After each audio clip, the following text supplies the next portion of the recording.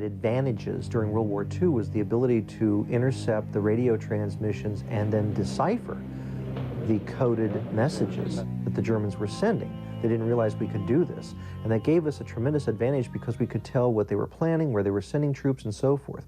But as the Germans fell back on Germany, they actually ended up using more telephone lines than radio transmissions, and this allowed them to assemble a huge army to counterattack us in what would become known as the Bulge in the Ardennes forest area. We were totally unaware of this, and we thought it was going to be a quiet area of the front where there was nothing going to happen. The Germans seemed defeated. It was pretty much a pace of the war determined solely by us. But this was the last major counteroffensive attempted by the Germans, and its design was to not just attack and blow a hole through one part of our front, but also to reach Antwerp, which had become our major supply base forward that we needed in order to push into Germany. We went back to Sweeps, France. So we were recouping there. Most people had a couple of days to go into Paris. We had leaves, and I myself was in a ballet, the first and last ballet I've ever attended. And about halfway through it, over the speaker system, will Colonel so-and-so report to headquarters. A little while later, Major so-and-so report to headquarters. And then pretty soon, all the captains report to headquarters. And then after a while, he said, the ballet's over, everybody return to your quarters. And we were told then that we were, to get ready, we're headed for the Bulge. So spent most of the night getting ready, and 3 or 4 o'clock in the morning, loaded on trucks and headed north. We didn't have winter clothes. We had winter overcoats, no overshoes. And they moved us in semi-trucks, open trucks, and we stood just like toothpicks in these trucks. And if it got cold, we kept moving around trying to keep warm. Oh yeah, it was a scramble to get as many people as far north as possible. We were the closest, really the closest reserve unit. So we were told to go on to the northern edge of the British salient in the Bulge, and the next day, the 101st followed us because they were farther away, and then they moved into Bastogne. At the time of the Battle of the Bulge, the Theater Reserve, Eisenhower's Theater Reserve, consisted of the Airborne Corps, which was the 82nd Airborne and the 101st Airborne, both of McReams. And they were really his Theater Reserve, and they were among the first reserve troops committed. They were committed by motor. They were split up. The Corps headquarters in the 82nd Airborne Division ended up going north. The 101st Airborne Division went to Bastogne. And we got into Bastogne. The first thing the Germans got is our hospital. They got all our medics, all our doctors, everything. That night, it started snowing. The rain turned to snow during the night. And by next day, it was beginning to get white, and the snow built up pretty good, about a foot or so of snow on the ground. And it was cold. It got really, really cold. We did not have winter clothing. We had regular issue clothing it was a winter issue, but it was not for cold weather issue. And the only way you could survive was try to find something more to wear. Another pair of trousers, another sweater or coat or something to put on yourself. The Germans really couldn't have much prospect of success in the offensive unless they had a sustained period of poor weather, because it kept the Allied air forces grounded. And the Allies had absolute air superiority at that time. And you really can't fight a mobile offensive without air superiority. Certainly you can't fight it in the teeth of enemy air superiority. It was reported afterwards it was the worst winter that they had had in eastern Belgium in many years, and it was cold, snowy. When we got there, we really weren't prepared because we had left in a hurry and didn't have heavy protection. Germans put up a pretty good fight, a hellacious fight. They threw everything at us. Like I say, kids, boys, old men, SS, you never knew what you were fighting. And there was probably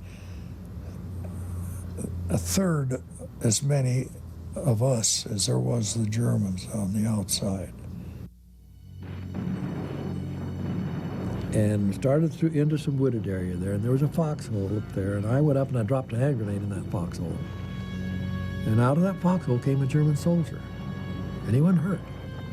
So it jarred him good, but it didn't physically hurt him. And he come out and he looked around, and he took a Luger out of he was carrying, looked around and he handed it to a friend of mine, Snyder, the guy I'd helped carry out in Normandy.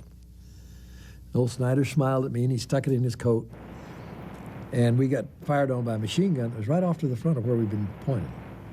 My friend Snyder's raising up, see, there's a rifleman and a machine gun up. He's trying to see where they are. I heard a rifle shot, and old Snyder just went over backwards like that.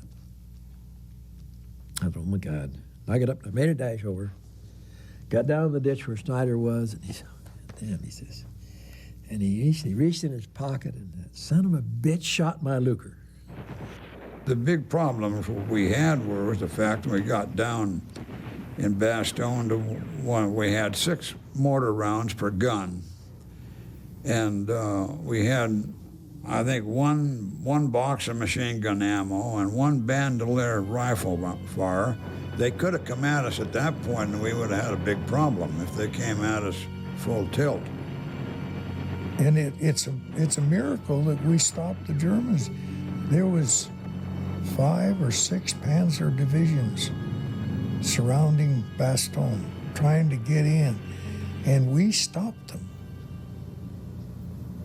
And if they knew how low we were on ammunition, they would have walked in. When Patton finally come in with the tanks, he brought his ammunition.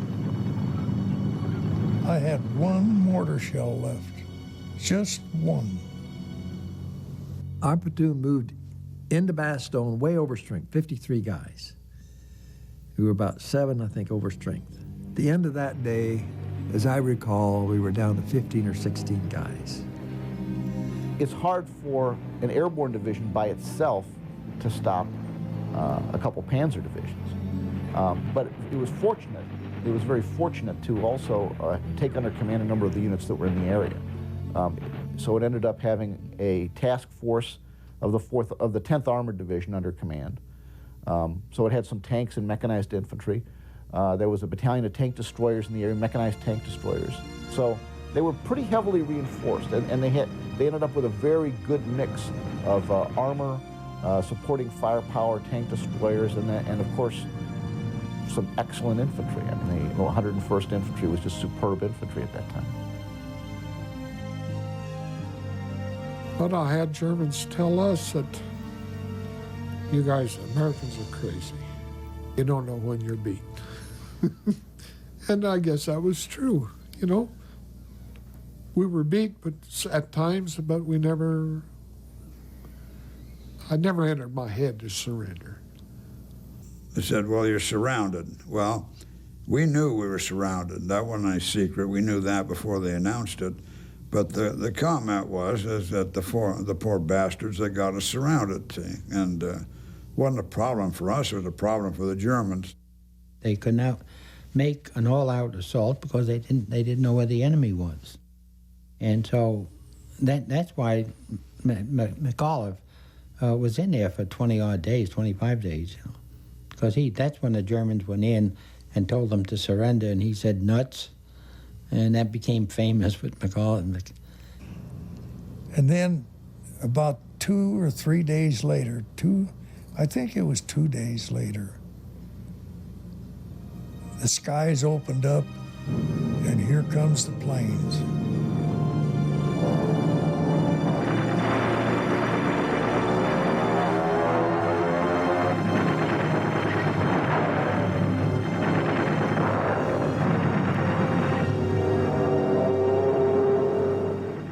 Once the weather cleared, things started going the other way. And once the weather cleared, that was, at that point, the Germans had gotten about as far as they could hope to.